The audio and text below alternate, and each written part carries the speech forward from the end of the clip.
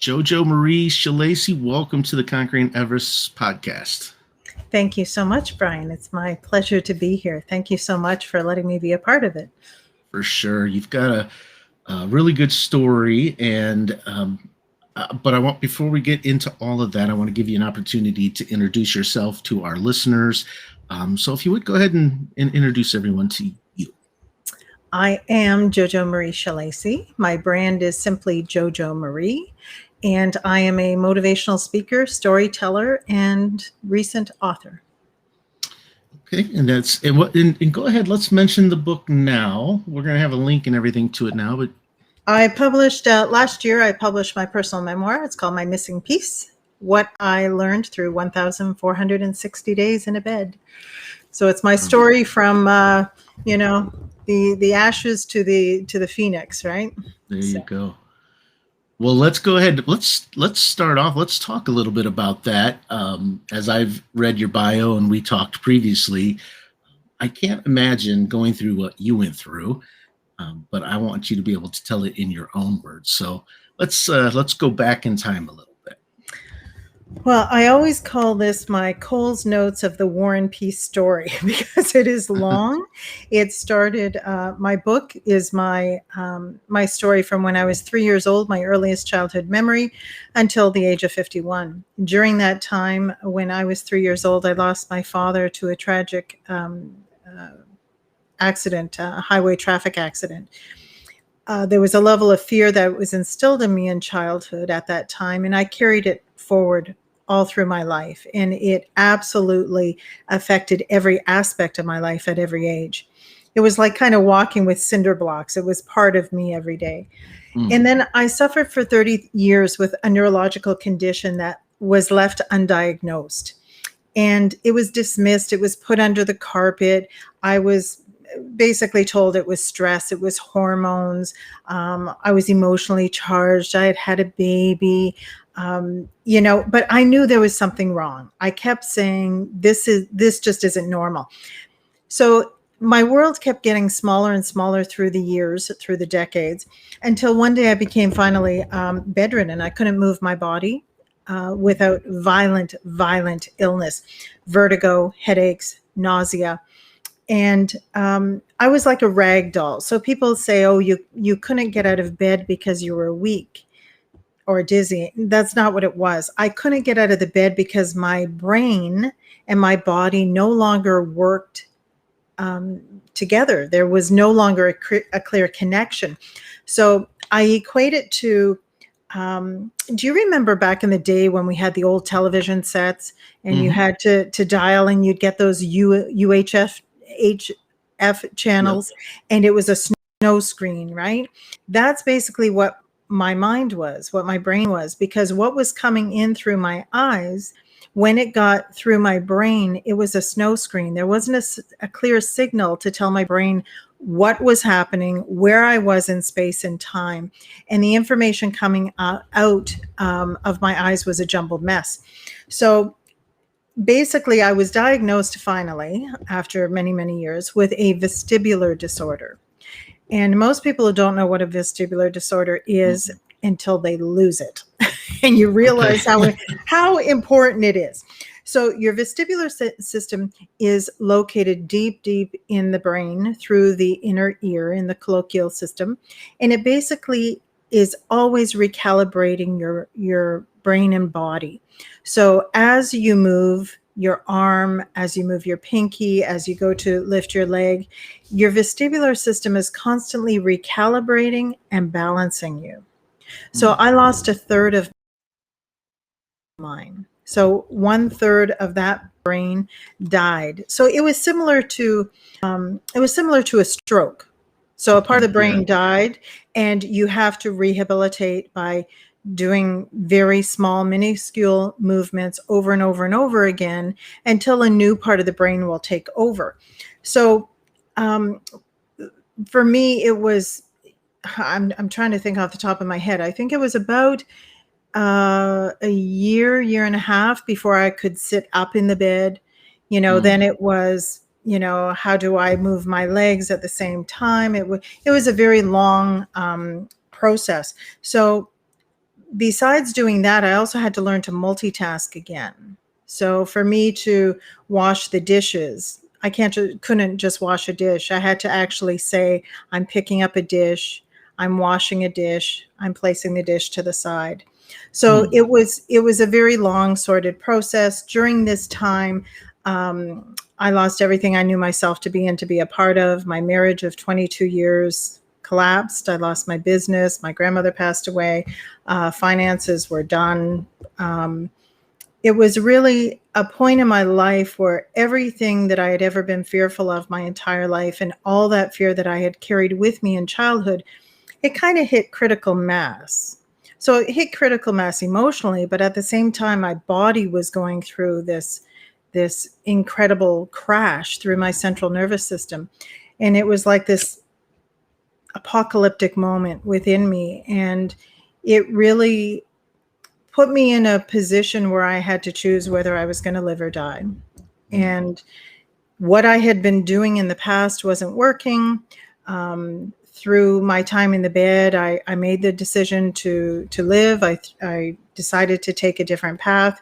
And in the book, that's what I talk about. It's basically choosing to live through 4 years, over 1,460 days in a bed with a bucket by my side, not being able to move, no TV, no radio, no computer, no telephone.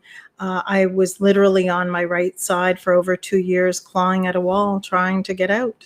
So, Hmm. And how old were you when the symptoms started to reveal themselves? you know what? I can go back as early as age 17. I had had Okay. a bicycle accident, and at 17, I had crushed some teeth. There was jaw impact. There was some nerve damage, and I started with headaches. I started just not 100% at 17. And then I ended up with a minor concussion. I had a very stressful life. I had a very stressful marriage. I was sleeping in various precarious positions because I had a spouse that snored. So I would sleep in the basement. I would sleep in the car. I would sleep in a shower stall in the basement, Hmm. anything to try and get sleep. And that, of course, was doing damage to my neck, my cervicals. All of these things over time is what really, chiseled away at that vestibular system. So is that, is physical impairment what generally would cause that type of ailment, or Oh, oh, can it be absolutely. I okay? mean, I mean, first, I mean, I'll full disclosure. I'm not a doctor. None of this is medical Right. advice. I'm not pretending to know, the ins and outs to any large degree. But I can tell you that I've been told that yes, my injuries impacted and severely impaired my vestibular system. Hmm. Yes. Once you put emotional stress onto that, it's the perfect marriage for the perfect storm. And Yeah. because I had that for so many decades, they equated my vestibular system to be like a porcelain vase. So when I had the bicycle accident, that was the first crack. I had the concussion, that was another crack. I had the stress, of the marriage, another crack. I had all that fear I was carrying with me, that anxiety from childhood. That was just, a multitude of veins, cracks throughout this whole vase my whole life, until one day the vase said, you know what, we can't hold ourselves together anymore, and it just fell to pieces. And when you ended up being bedridden, when that process started, so like there was no getting out of bed if you like Oh, you couldn't do anything for yourself. You couldn't use the bathroom or get up and get a no, snack or anything like that. no. It- so you kind of explained what that feels like a little bit when you talk about everything being kind of snowy and um, like kind of the old TV, and the only thing I can compare that to, and this is nothing but something that drives me crazy, is I have tinnitus, so I have ringing in my ears. Yep. and that goes on and on and on, and it drives me nuts, but I can block that out eventually. But for you, it was just like, well, you couldn't really see, or because when you talk about everything is kind of snowy coming in, is it just No, no, you know what, Brian? You can see.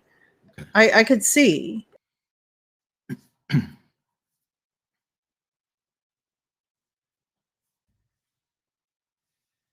In rehabilitation.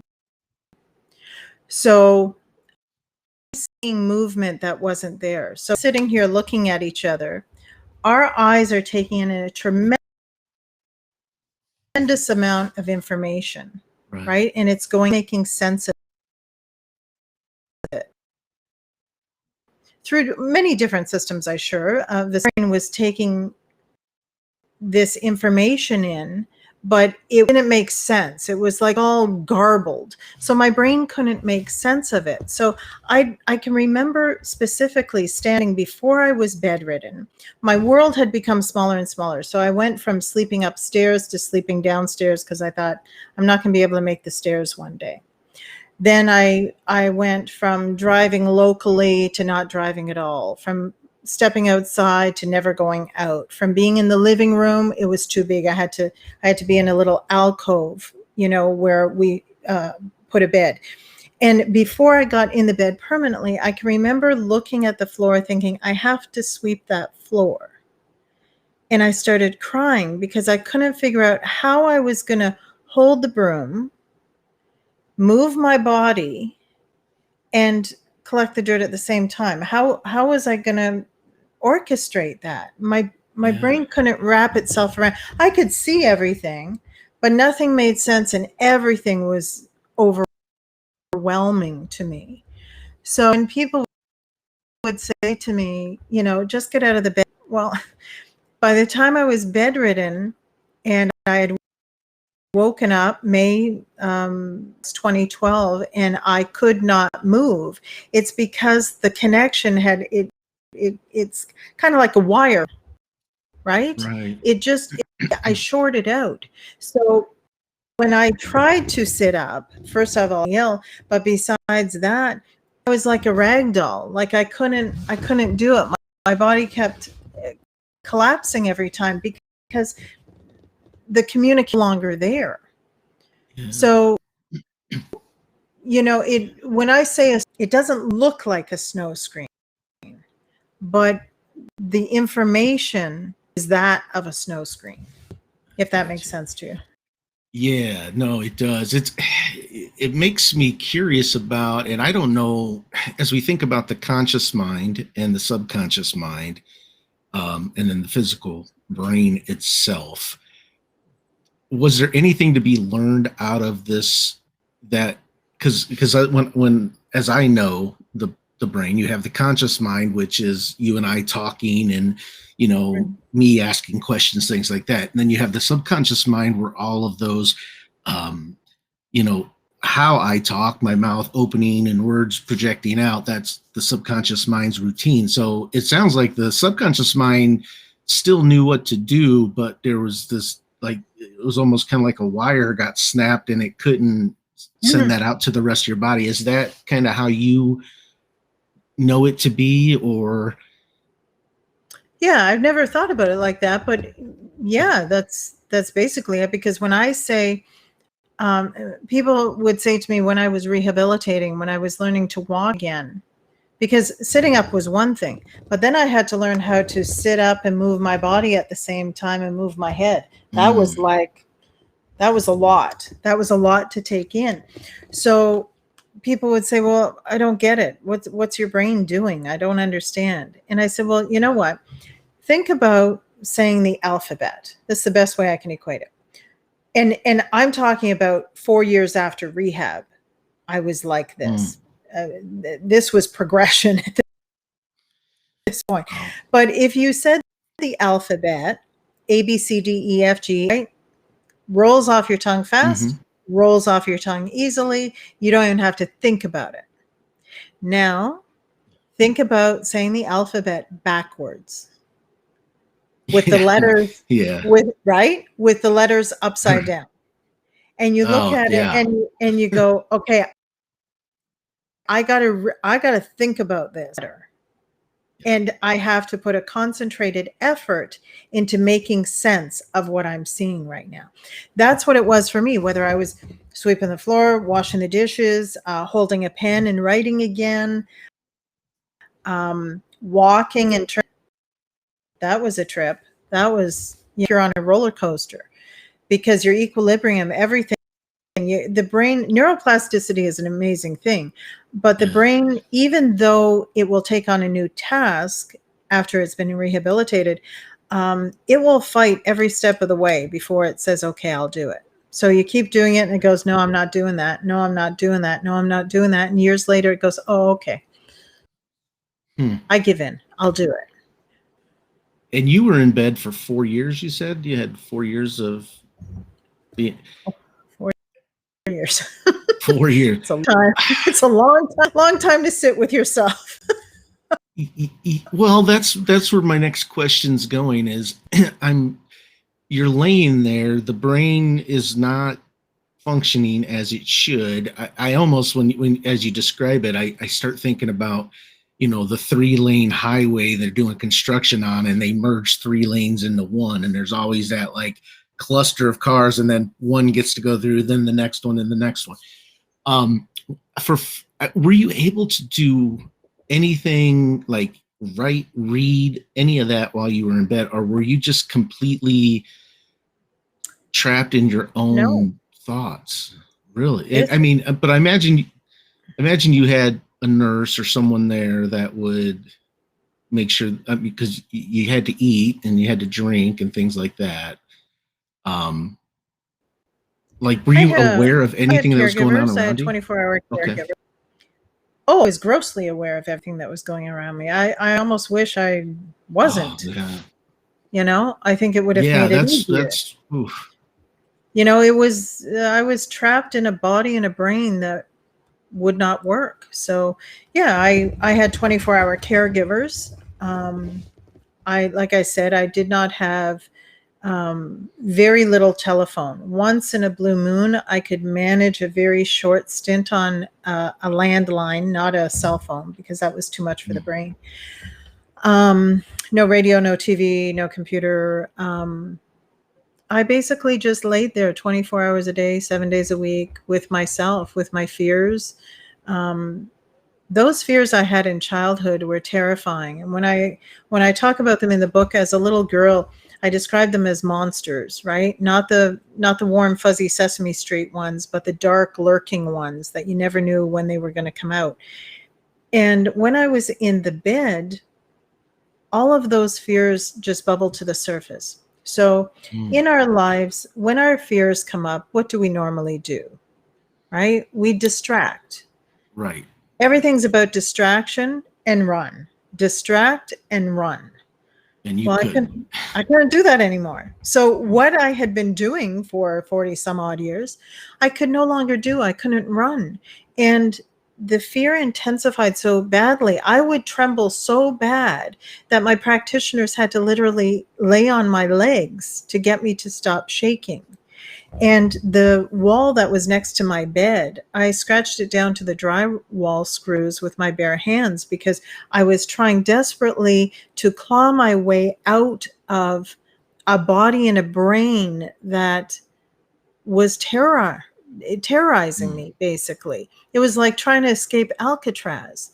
Then I was clawing my body. I can remember one day I had ripped my arms and my legs just raw. And I'm bleeding everywhere. And I'm thinking, I don't feel any of that because the emotional pain superseded the physical pain. Can we talk a little bit about childhood and where some of these fears came from? Are you comfortable with that, or? Sure. So you lost your father at an early age, so you didn't have, so at 3 years old, when you lost your father, was that something that sometimes, well, when a tragedy happens to a young child, you hear people say, well, good thing they're young and they're not going to remember a lot of this. Was that the Oh, case for you or no? no, you know what? We underestimate children. Yeah. We underestimate their intelligence, their emotional intelligence, and what they're hearing, seeing, and absorbing at any given time. And I was 3 years old. My father was killed in a trucking accident on a Toronto highway, and I was told. Now, see, I'm always hesitant when I tell the story because I would never want people to judge my mother or the adults in my life. I believe everyone was doing their best at the time, and everyone was carrying their own emotional burden. But I was never told my father died. I was told that he went to work. Oh, wow. So for a child of 3, in my mind, if daddy can go to work and not come home, mommy can go to work and not come home. Mm, So in my head, I was terrorized because I was going to lose my mommy. I cried for her constantly. I needed to be by her side. I was always in the sick room at school because in the middle of the day, I think, oh my gosh, she's not with me. She's at work. She's going to die at work today. And that's what I carried every single day. So as a child, it grew from that, right? So as a 3-year-old child, this fear and this mummy's not with me and mummy's going to die. But then as a teenager, that fear translates into different parts of your life, right? In different ways. right. And I never, could focus at school. School was a constant struggle for me because I never had focus on that because my mind was in catastrophic circumstances that I had already created that I knew I was going to have to deal with at some point. So, my childhood was, that fear really took over everything in my life, and it caused a fear of abandonment. Absolutely. Yeah. Um, I can remember even just before I got married, I was afraid that my husband was going to die before I married him. I said, I'm going to be a widow before I'm a bride. Um, it translates differently from childhood to adulthood, but it's there, and the root is definitely the same. How old were you when you discovered that your father had actually passed away? Um, I knew, like I say in the book, I knew he was gone. I knew he Mm, died at an early age. I knew, like probably mm, 5, but I didn't know how because nobody talked right. about him. It was like he went into a black hole, got swallowed up, never to be heard from again, never to be discussed. He did not exist, basically. So Hmm. I could never ask. I couldn't go up and just say, so where is daddy and what happened to daddy? It was a taboo topic. So I knew, but in my mind, because a child needs fact to make Mm-hmm. sense of an event. We all do, but Right. children in particular. So when we're not given a fact, we will make up fiction. Our subconscious will make up fiction to satisfy that need for fact. And that's what I did. I made up this story of I kind of knew there was an accident, so I formulated this whole scene in my head. I was there, I saw the ambulance, blah, blah. And wasn't until I was 21 that my uncle and I were talking for the first time about my father. I shared my story and he said, "JoJo, that never happened."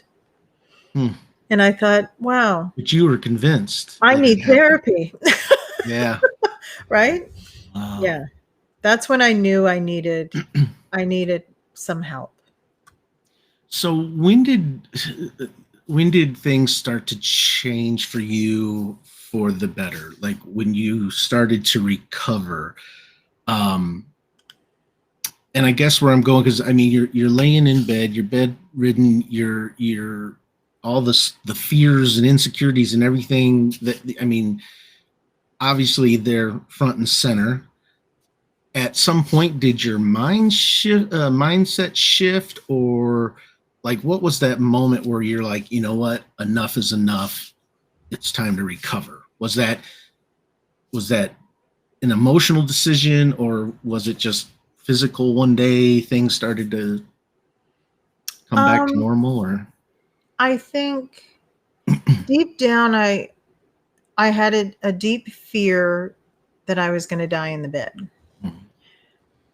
But just as strong or stronger than that fear of dying was this spirit within me that knew I was going to do this. I just didn't know how the hell I was going to do it. So I think shortly after I had ripped my body and I was sitting in this mess, and I thought, and I don't even know how many days in we were at that point, probably 2 years in, at least.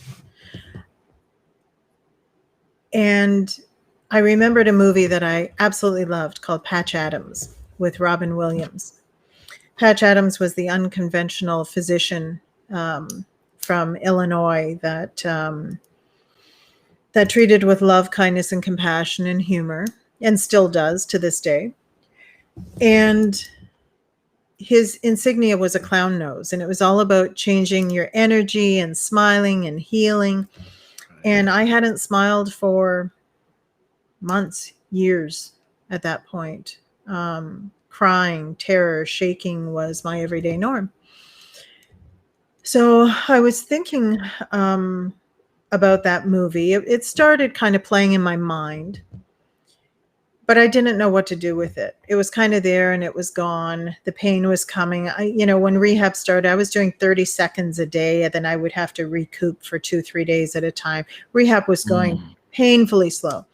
And the caregivers one night left a bottle of Tylenol beside the bed, which should never have happened. And I was by myself, and I poured the Tylenol in my hand, and I went, screw this shit. Mhm. Not doing it anymore. This is too hard. It's too painful. It's too long. And I'm going to die anyway. So let's just cut to the chase. And I went to put the Tylenol in my mouth, and I had an inspiration wall in front of my bed that was full of, inspirational sayings and pictures of people, and a light shone. I don't know if it was a moonbeam. I don't know if it was a car headlight, but it shone on the face of my son. And I started crying uncontrollably. I put the Tylenol back in the bottle, threw the bottle as far as I could across the room. And that was the moment I decided to live, even though I wanted to die. And the next morning, I thought, okay, JoJo, you've made the big decision. Now, how the hell do you put this into play? Yeah. And I started thinking more about Patch Adams. And I thought, okay, I gotta get some control here. So the caregiver brought my lunch to me, and on my tray was a Baby Bell cheese. Do you know what a Baby Bell cheese is? The Yeah, little red, right? right. Peel it and the wax. So I opened the Baby Bell cheese, and I'm eating it, and I'm looking at this wax, and I'm like, I can make a clown nose out of this. So Yeah. I fashioned my clown nose, I popped it on my face, and I laid there and I started to smile for the first time in some years. And I thought, this is the coolest shit ever, because I've just changed my energy in this moment by putting this thing on my face. Yeah. So the caregiver came over and she's like, what are you doing, Miss Joanna? And I said, look at me. And she started to smile. My son came home, did the same thing. And it became a thing that everyone that came to my house to visit had to have their picture taken with a Baby Bell cheese clown nose. So in that moment, it's when I realized I had a power within me, Yeah. because I could change that moment. I decided to call Patch Adams to get their address so I could send a letter to him. He ended up answering the phone, to which I was just gobsmacked, because to me that's like meeting the Beatles in my Yeah. mind, right? So we talked, and at the end, after about an hour, he said, Joanna, I'm going to give you a prescription. And I thought, perfect. He's going to tell me how to fix this. He's going to tell me how to get out of this bed and get my life back. And he said, I want you to write this down. I want you to put it on your wall. And I'm all excited. And the caregiver's there taking the notes. And he said, Joanna, take charge of your response to it all. Mm. And I thought, really? Really? That cryptic message is going to get me out of the bed? I didn't say that to him. I thanked him Right. graciously. We did speak a couple of times after that. I put it on the wall and it sat there for a good year, Brian, Mm. before one day while my marriage was falling apart and it was ugly. It was not a neat, tidy separation and divorce. My son, who was 15, 16 at the time, he's looking at me, looking for direction, for hope, for some signal that things were going to be okay. And I thought, I have got to do something profoundly different if I'm going to get out of this bed. And the impetus for me to get out of the bed was that kid that was sitting on the end of it. And I owe my life to that child for many reasons and in many ways. And I thought, I talk about this when I do motivational talks now. For me, it was like, on a NASCAR track, what do? They turn left, right? Right. They Mm-hmm. turn left. They turn left and they turn left. And what do? They go in a circle, right? Right. And that's what I was doing. I was on this friggin' never ending circle of pain and terror and fear and disempowerment. And I thought, okay, this ain't working. This is profoundly dysfunctional. It's what I know, but it ain't working. So I thought, in order for me to get a different result, I'm going to have to embrace a new way of thinking, being, and showing up. I am going to have to go right into the unknown, into the abyss, into the what the F, right? Yeah. So I thought the only way I'm going to do this is to be vulnerable. I have to just feel this all. I have to let this all happen. I have to accept this. And I did. I went right. And a dear, dear friend of me, his name is James DeRoche, he gifted me 5 words. And he said, you're going to have to make them your own, but they're going to help you. And they were trust, acceptance, gratitude, commitment, and liberation. And I started studying these words every single day because that's all I had to do, right? 24 hours a day, 7 days a week, laying in the bed. So I dissected them and I made them my own. I found the purpose and the meaning in each one, and each one of them were instrumental in helping me turn right a little more, and get myself into a new place, a new mindset. And instead of victim mode, I was headed towards the victor. Did Patch Adams' words start to make sense to you Oh at yeah. that point? Yeah. Yeah. All of a sudden, I looked at the wall, and it's like the aha moment, right? It's like the cartoon character with the frying pan that gets hit. I'm like, oh, now I get it. The control was always within me. It's how I respond. It's the choices I make. That's how I'm going to get out of this. I have to take charge of my response to the pain, to the illness, to the people, to the loss, to the divorce, to the responsibility, my son. I have to take charge of my response. And the way that I could do that was by instilling the pillars.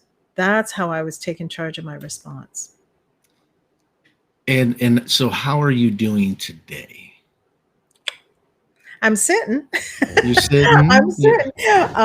If you saw me on the street, you wouldn't think there was anything wrong with me. Yeah. I can function like a pretty much normal person. My biggest challenge right now is still energy. I had chronic fatigue and Epstein-Barr during the bed years, and that's a hard thing to work through, but I'm getting better. But I'd say that's my number one thing that holds me back. Other than that, I've ridden a bike. I mean, you're talking to a girl that, 2 years on her right side, couldn't move her pinky, had to learn to walk again. I was in a walker for quite some time. I learned to drive again. I can do anything. And then how about on the emotional battlefield? Are you has your way of thinking and your approach to life completely changed from Oh, those darkest days, oh my the f- goodness. the fears they are the fears of loss, or have. I guess my question is, when the fear pops up now, what's your approach? Well, I'll tell you something really cool, Brian, because when I did the physical rehabilitation for my brain, so let's talk for a brief minute about neuroplasticity. So, Mhm. neuroplasticity is basically relatively new medicine, probably 25 years, that says that the brain is not hardwired. We can teach a new part of the brain to take on a new task. Mm. So that is how we rehabilitated my brain to get my body moving. Well, the cool thing is, I thought, well, if we can do that to get me to move differently, wonder if we can do that to get me to think differently. So it's all about breaking old synapses. So I had synapses in the brain, neurons that fire together, wire together, that saying. Mhm. So my synapses were, I was hardwired for fear. So fear stimulus would come in, and I took the fast train to fear and doubt. So what I started doing in the bed, and since, because this is a daily discipline, I broke those synapses and I rewired my brain for trust, acceptance, and gratitude. So Mm. we have a path of least resistance. So normally, we have a fear stimulus and it's like, terror, oh my God, run, flee, distract, freak out, whatever the case is, right? And that was me. That's most of us, right? That's how most of us live. And it got to the point where now, because and it's hard at first. This is work. Rewiring your brain and deciding to have a new way of thinking, being, and showing up. It is work. It's You can make the choice in a second, Right. but then it's work. And that work takes time. It takes a daily discipline, weekly, monthly, yearly. It's just part of your life. You're not going on a diet, because we all know you go on a diet for a week, you go back to the old shit, right? Mhm. This is about embracing a new way of being, period. So when I do my trust, acceptance, gratitude, my commitment, when I instill what I call my 5 pillars of transformation, what I've been able to do now over this period of time is I have paved a new path of least resistance. So when fear stimulus comes in, I no longer have that intense, out of balance, dysfunctional fight or flight response. There is a natural flight response within all of us, right? That's just part of the human makeup, and that's healthy to have. When it's out of balance and dysfunctional, that's when you have to reassess, and that's what I had to do. So now something, will come into my life, someone will say something, a circumstance, a challenge. I take it in, practice the pause, think about it, instill my pillars, work through in a peaceful, balanced state. And now that is not to say that I'm little Miss Zen every day. Sure, Right. things upset you. Things, will go off the rails. You get pissed off. But the difference now is that, because I'm a full believer in feeling and being vulnerable and honest. Don't bullshit me. Don't try and sugarcoat everything and make everything look like unicorns and glitter dust. That ain't Right. reality. And burying things is just, that's just going to come up and bite you later on. So for me, I voice it. If I'm upset, if I'm angry, if I'm frustrated, I feel it. I voice it. I express it, and then I move on. Mm. I don't stay there. It's a very short window. If I ever react, I don't react very often, but when I do, it's a very short window. And then I'm in my peaceful place again. And I do what I have to do. And I'm very accepting whatever life is, putting before me. This is what I try and, teach people in my motivational talk, storytelling, whatever you want to call it. We have the power within us. You Yeah. know, I spent, my book is called My Missing Piece, Peace, because that's what I was starving for peace every day from the time I was a little girl to a teenager to a young woman, as a young adult, as a middle-aged woman. I just wanted a morsel of peace. Like, you know, I never felt like I could just breathe because there was another catastrophe that was going to happen. And through writing my book and through the journey of rebirthing and authenticating, I realized I was searching for something that was always there. Yeah. It wasn't missing. It's, yeah. You've got me. It's not too often that I can't get my thoughts collected. You just, I'm absorbing all this, and I'm just. I mean, you've got me sitting over here inspired, and yeah, it's just. I tell you what. I mean, I'm at a loss for words right now because I can't imagine 4 years in a bed not being able to do the things that I want to do. I know about, like I can relate totally to your 5 pillars of transformation because I've had to go through my own transformations as well. And a lot of that is the same kind of concept behind it. Hmm. But with your speaking and your writing, if somebody's listening to this episode right now and they're kind of like I'm feeling, where it's like, now I want to know more. Like I just feel like we've kind of hit the tip of the iceberg with your recovery. And because when I see you now, I mean, yeah, I could never imagine had we not met and talked about your story. I mean, you look like the CEO of a business. Like you've got everything together and you're strong. And so no doubt somebody's listening to this and they're going to want to reach out and maybe get in touch with you. How can what's the best way to reach out to you?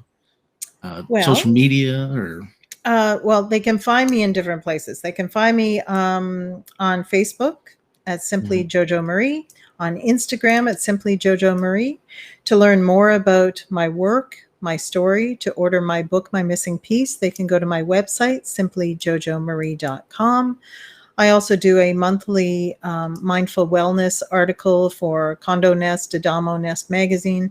But my website's the best place. I mean, to order my book, you can go to my website. You can go to Amazon, Barnes and Noble, Booktopia.